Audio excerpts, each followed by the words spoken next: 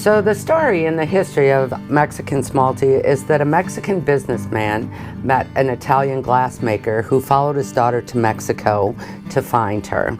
And they decided that they would start a new business that would create the paintings of the muralist movement painters like Diego Rivera at the time into a permanent art form for public buildings so that none of them would be painted over or in any way ruined in the future and could live long into the history of the buildings. The primary difference between these two, starting with how they're made and what they're called in their whole format before cut, is in Italy, of course, they're pizzas, and in Mexico, of course, they're a tortilla.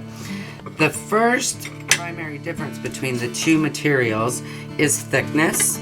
You can see that the Italian smalti is much thicker, and that's because in the artistry of using it, you're using the inside ribbon edge. In the Italian version, I like to think of it like slicing bread.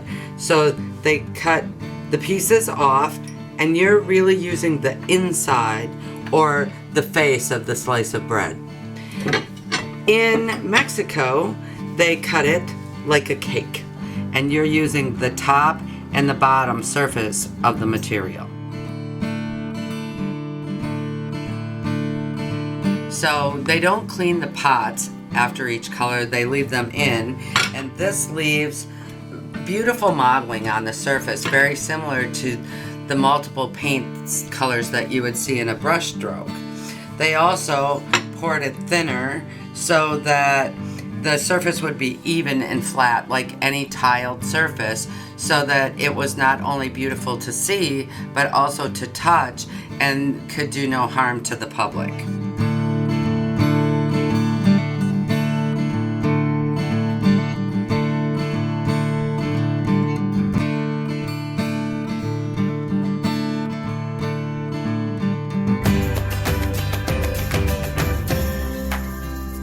Subscribe to our YouTube channel. And remember, life's a mosaic. You pick the pieces.